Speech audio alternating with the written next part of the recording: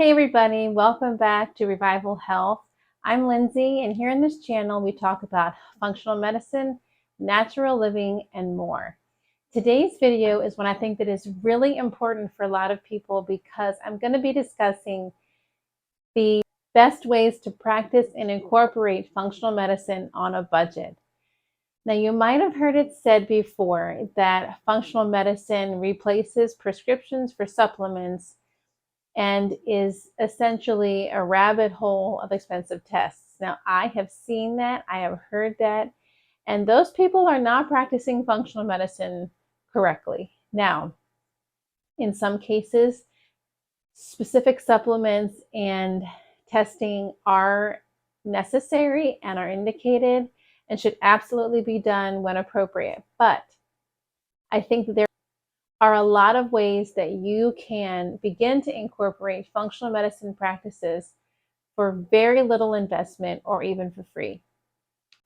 If you watched any of my other videos before, you know that I practice what I call a food first approach.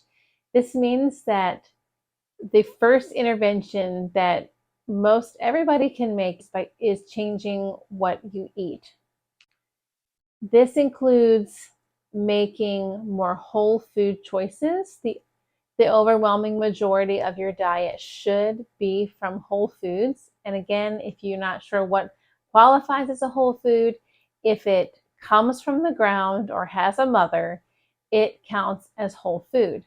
So an easy thing to start is to incorporate more whole foods into your diet. Now, I often hear a lot of pushback on this because people say, well, my family won't eat that way, or I'm a picky eater, or I don't like certain foods. And I would just encourage you with a few tips on how to make this happen. Instead of throwing out everything in your fridge and pantry, my suggestion is simply start swapping things out for healthier choices.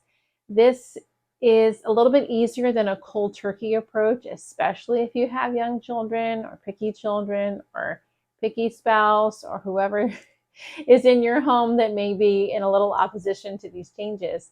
Instead of just removing everything and saying we're throwing it all out and we're starting over, simply make healthier swaps as things run out. This is an easy way to start incorporating more quality food into your diet. Another super helpful tip would be to start incorporating organic food as much as you are able. Now, I know that organic food is more expensive, so I would highly recommend, and I'll link these below, checking out the EWG Clean 15 and Dirty Dozen lists. These will help you start to prioritize what items are best and most essential to buy in organic state and what items are probably okay to purchase that are conventionally grown. So those are two super easy ways that you can refer to lists and get some ideas about what's most important, what's most likely to be sprayed with harmful chemicals and pesticides. So once you have made some simple swaps and you've begun to transition some items in your kitchen over to organic, you have really been able to reduce, number one, your toxic burden. You've probably increased your fiber content, which will improve digestion. I would highly recommend increasing your fluid intake. Now, with water or electrolyte solutions, I do not really endorse things like Gatorade. They're often full of artificial sugars, artificial colors, too much regular sugar, but there are many options out there on the market. I know my family personally likes to drink coconut water. We get it organic at Costco, and my family also likes to drink Element, which is LMNT, and that's a great electrolyte replacement that you can incorporate if you want to. But if you're just making swaps, for example, from soda or lots of caffeine to water, you should be fine. So once you've made some food changes, the next subject I think that will make the biggest bang for your buck is sleep. This is underrated in our culture for sure. So many people really hold to the adage, I'll sleep when I'm dead. However, sleep is so underrated and can do so many things for your health. So I recommend 7 to 9 hours of sleep a night. Now, some of you may be looking at me like that is impossible. I have a new baby. I work shift work. Believe me, I understand. I've been there. I worked shift work for 12 years. I understand that it can be challenging. The point is, start moving in the right direction. If you're currently sleeping 6 hours, try for 7. If you're currently sleeping 7, try for 8. If you are having trouble falling asleep or staying asleep, that is something that you can discuss with your doctor. Oftentimes, people are on their electronics and on their screens until late in the evening and then wonder why they can't fall asleep. Well, it's because you told your brain all night that it's time to be awake. And then when you get in the bed, your brain's not automatically ready to shut off yet. So by shutting off your electronics at least half an hour before bedtime, an hour is better, I think. Beginning to dim the lights in your home will also help you to create a restful environment that supports what your body is naturally trying to do in the evening when you're trying to sleep. If you work shift work, there are other things you can do. For example, blackout curtains can be really helpful to protect your sleep. Trying to eliminate noise. I know my husband has worked shift work for many years and is oftentimes trying to sleep during the day. So wearing disposable little earplugs can be helpful. White noise, fans, blackout curtains, those are all some tips you can incorporate if you are a shift worker who is sleeping outside of the normal evening time hours. But sleep is when your body repairs itself. And so if you're consistently cutting yourself short, you can't be surprised if you're not thriving with optimal health. And if you have a new baby or young children, believe me, I get that too. It feels sometimes like as soon as you get them sleeping through the night, then they're potty training or then they're having a nightmare. And sometimes you feel like you're never going to get your sleep all the way back. Eventually it does come, but I just recommend taking advantage of any opportunities you can to rest, and don't be afraid to turn off the lights and go to bed early if you feel like you need to. Sometimes that was the best thing I could do. When I put my baby to bed, I would just get in the bed also. I didn't care if it was 8:15 at night. I needed to sleep. And if I could recoup a few hours on the earlier end, it was really helpful. So sleep, sleep, sleep as much as you can. The next thing you can bring into your life that is no cost to you is stress management. We have talked on here before about how stress impacts your health, how it impacts the microbiome, how it impacts your whole body. And stress management will play a humongous role in improving your quality of life. This can be something simple as saying a prayer, taking 10 deep breaths. If you are feeling like you're in a stressed state, you're activating the sympathetic nervous system in your body, which is the fight or flight system. This reduces your ability to digest and many other things that's important to your body because it's conserving energy and trying to shuttle it to vital organs only, basically. So if you're living in a stressed state, all those adjacent and supplemental body processes that are not necessarily critical for survival, but definitely beneficial, those processes are going to be diminished in your body. So stress management is key. When you are taking slow, deep breaths in your nose and out of your mouth, you can transition your body out of a sympathetic state into the parasympathetic state. You cannot activate both at the same time. You'll either be in one or the other. So even if it's something like taking 10 deep breaths slowly in your nose and out of your mouth every hour, that's so helpful. There's techniques like box breathing, which means you can take your finger and draw, for example, on your leg a box, and you're going to breathe in for 1 square, breathe in again for 1 square, breathe out, and then breathe all the way out. As you're moving your finger around in the square, you're breathing in, breathe in a little bit more, breathe out, forcefully exhale. That's a really helpful tip. Stress management also can include setting boundaries in your life with technology, with phone calls, with social media, with family members. It can be with anything or anyone that is causing you stress. Set appropriate boundaries for your life so you have the ability to feel well. Now, I know this can be easier said than done, but it is so important that you're managing your stress. Another thing to consider also is that sometimes the stress is unavoidable. Sometimes we are in a situation that we cannot get out of. And so what do we do then? How can we help ourselves manage the stress?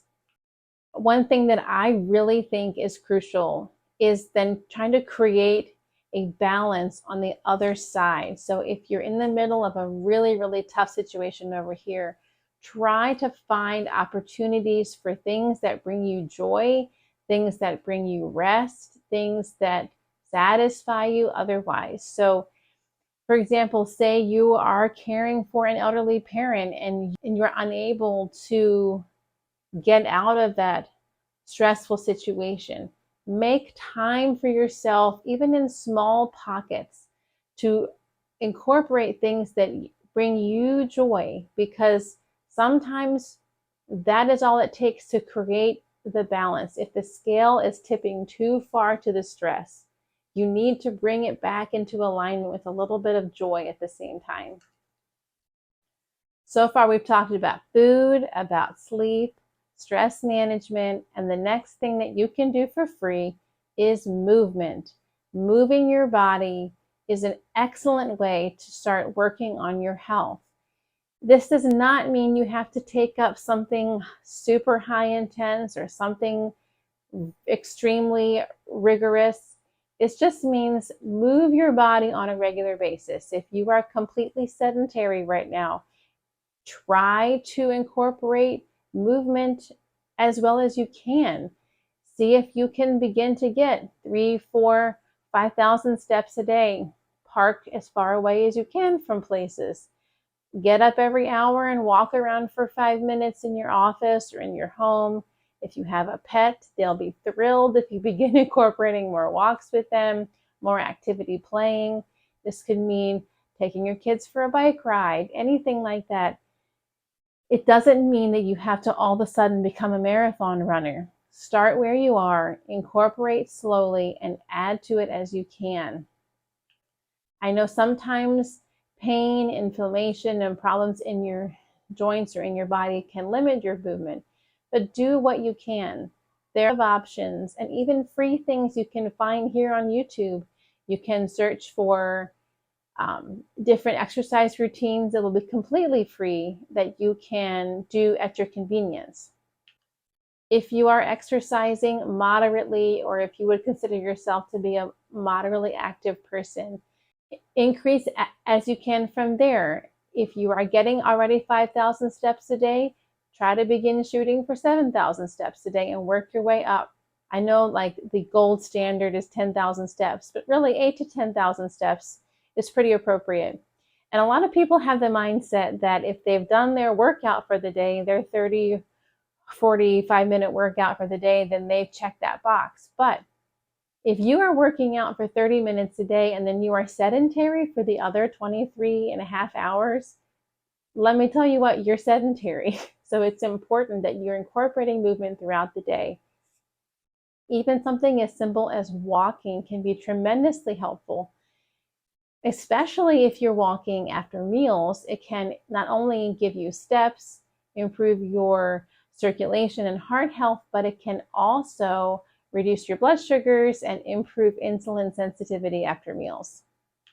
The point is, there are many things you can do, and there are so many activities out there. Don't lock yourself into something you don't enjoy.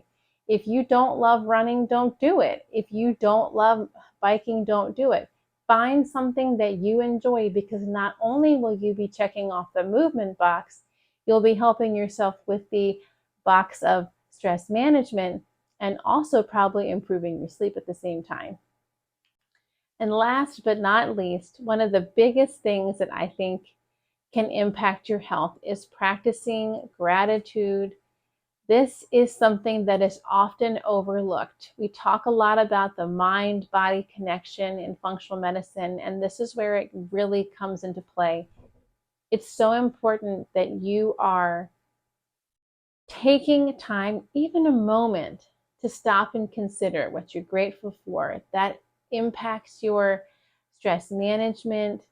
It helps to bring your mindset to focus on the good and not the bad. And we know that our thoughts impact our body. We know that our brain impacts the microbiome and your gut health. So practicing gratitude is so important. This can simply be saying a prayer, hopefully while you're walking or while you're resting. It can be something like writing in a journal, even bullet points in a journal every day. What are 10 things that you're thankful for? That can also shift your brain out of that sympathetic fight or flight system into the parasympathetic system, where you're in the rest and digest state. So practicing gratitude is so important and something that I would highly recommend as a free tool to begin to improve your health, because we know that your mental health is as important as your physical health, and the two are inextricably linked.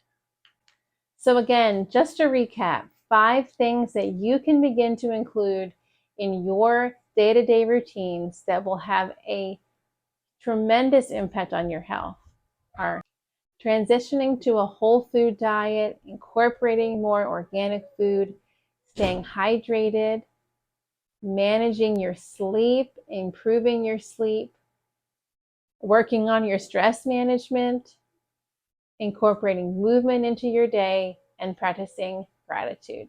These are all ways that you can impact your health for the better for very little investment.